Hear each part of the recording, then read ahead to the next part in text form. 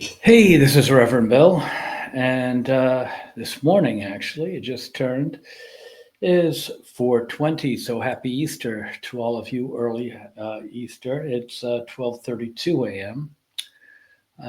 So just about half an hour into the Easter day. So today, I'm going to review a movie which is a really interesting one. If you've not seen it, I believe it or not have not seen this. One of the reasons is I don't think it was really easy to find. Um, I try not to pay for movies. There's just so many free ones out there, and I've got like Prime, and I've got Netflix, and I got Hulu. So it's a rare occasion where I'll channel out money for paying for a movie. It's just not really needed. If anything's like to pay, I'll wait a couple of months and see if it ends up on Hulu or Prime or something.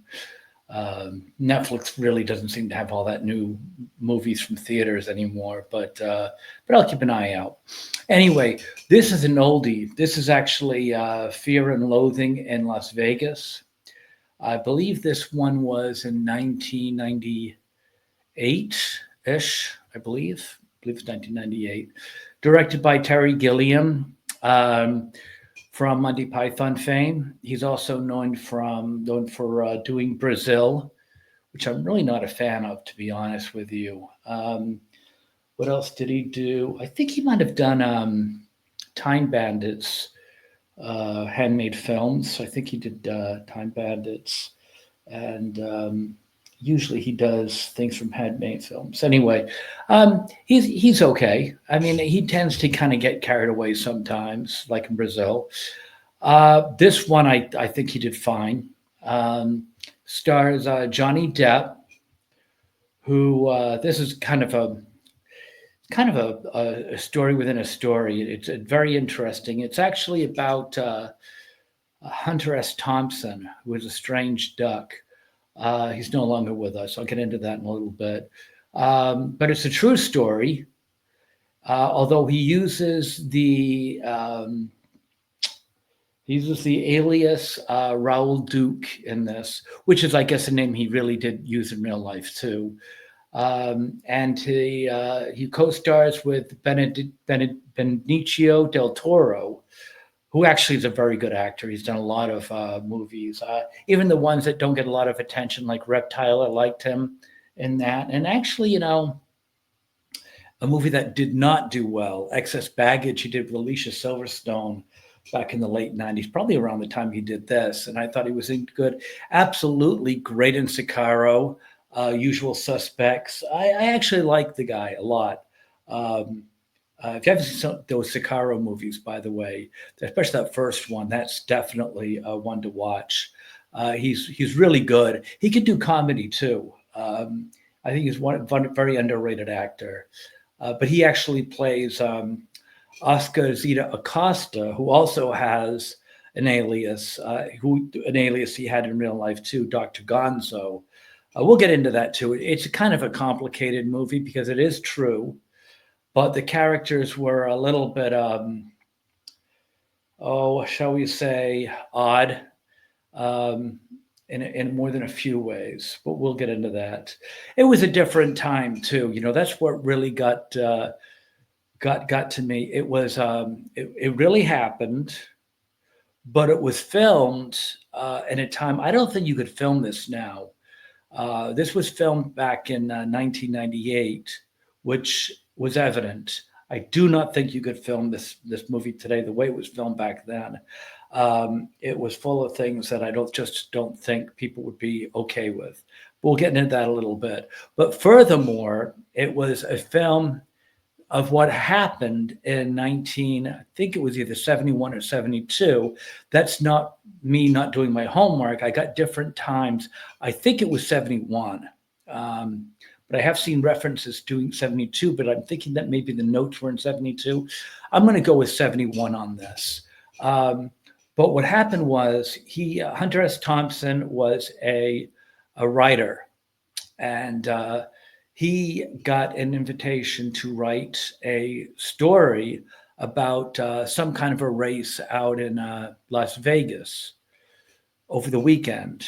So he grabbed a buddy of his, Augusta, and he took him out to Las Vegas to watch a race.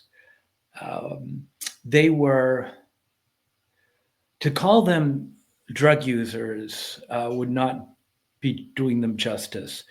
They were extreme drug users. As a matter of fact, I think it would be safe to say throughout this movie, um, there was not a minute portrayed by them that I think they were even remotely close to being sober at any point in time. Um, and I don't think that's exaggerated. I think they were extremely under the influence throughout the entire movie. And it was funny. It played for laughs. Um, and I don't think you could run that movie now. You couldn't make that movie.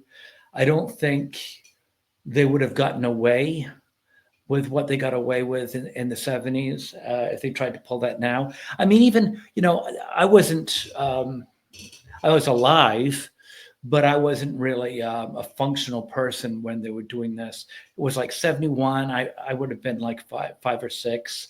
So I really wouldn't have been, with it to judge.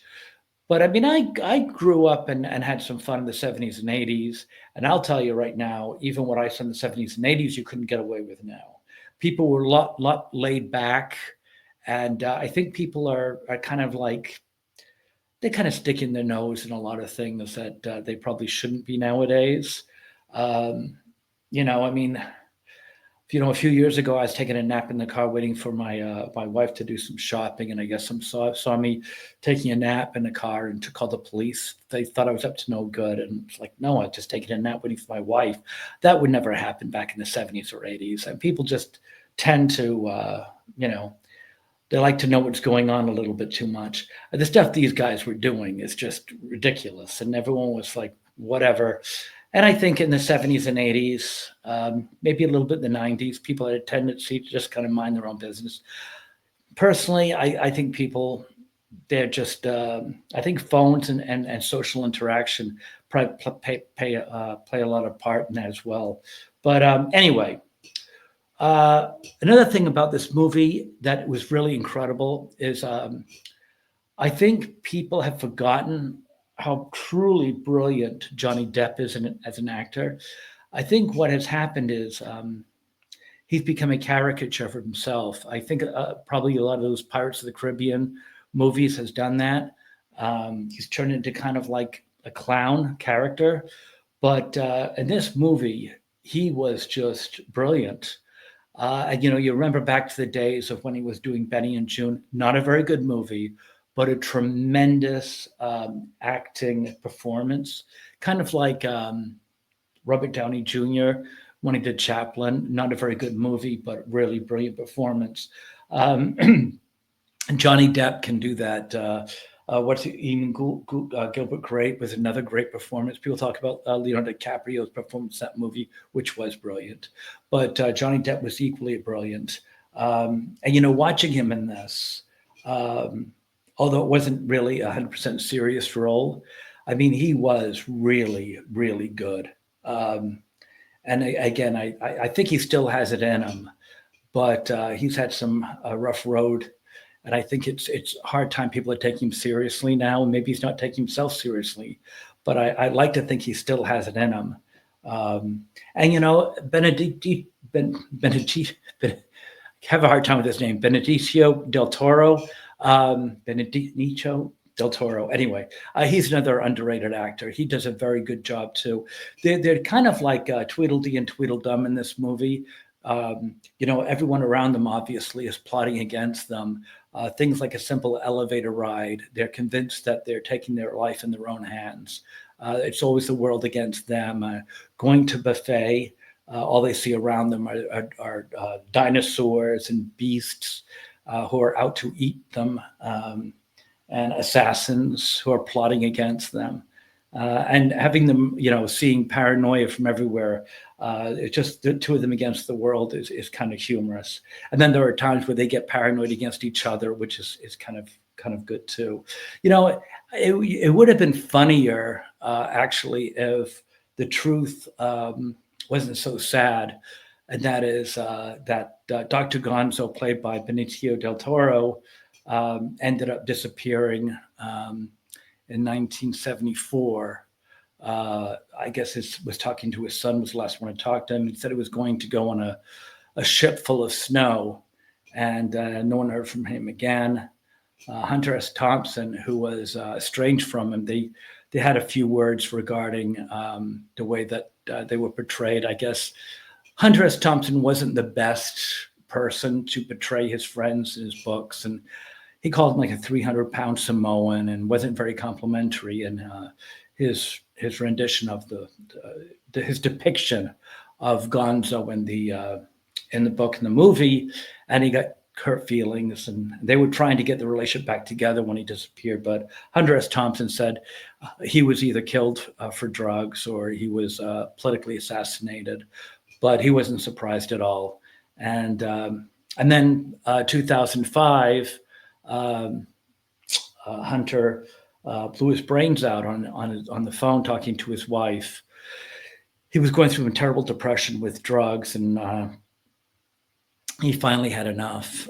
So they ended up in a sad ending, which is too bad, because if that wasn't the case, I probably would have enjoyed the movie a lot more, because there's a lot to laugh about and enjoy. I mean, it has got a comedic edge.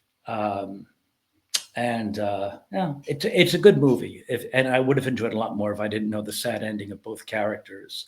But yeah, I definitely think that it's worth a look. There's also some cameos from some people that were very young.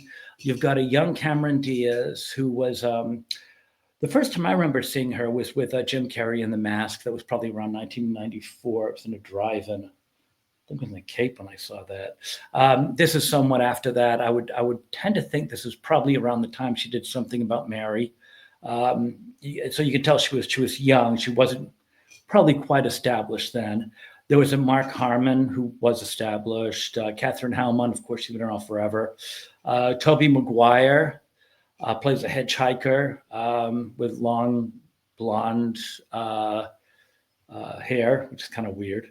A very young Christine Ricci plays a I don't know, I want to call her a groupie or something, an artist groupie that was underage. Somehow got mixed up with Benicio del Toro. And Gary Busey, ironically, plays a cop who pulls over Raul, or Hunter. So that, it's very interesting. Now, the whole thing, I would say that, it's dubious because they were so plastered the whole movie. You have to question about how much of it would be accurate, because if you believe they were even close to being as high as they were, you'd have to question their validity. And I think that would be wise. Although they did actually tape a lot of it. It was something to do with the fact that Dr. Gonzo wanted to do something about an American dream. So they actually did record an awful lot of it. And that actually got them into an argument about it somehow, with Gonzo saying that part of the American dream, it wasn't represented properly or something. But it was really just a complete weekend of drug binging, and I'm not sure anything productive really did come from it. He even admitted that he didn't even know who won the race or who was in the race, so that there was really no point in covering it. But anyway, that's pretty much all I wanted to say. I mean, it is certainly interesting, but it comes down to two guys walking around for a whole weekend like two Mr. Magoo's, because they're misunderstanding everything they're seeing, and everything is everyone's out to get them, and they're beasts and murderers lurking around every corner. and I don't really think any of them have any money, so they're kind of stiffing everybody. So it's yeah, it's pretty interesting. I'd give it as a movie, I'd give it an 8. As a part of like learning culture from back then and comparing it today, I think it's an educational moment. Like I said, this couldn't be filmed today, and it couldn't happen today. So on a couple of levels, it kind of gives you, it opens your eyes. But anyway, that's it for now. This is Reverend Bill. If you liked this, please like, share, and subscribe. If you've got any comments, that's easy enough. You can comment me. You can send me an email, and that's it. I hope everyone have a great Easter, and praise the Lord. Thank you. Bye bye now. Oh, please like, share, and subscribe if you liked this. Um, and if not, come back again. I'll try again. Thanks. Bye.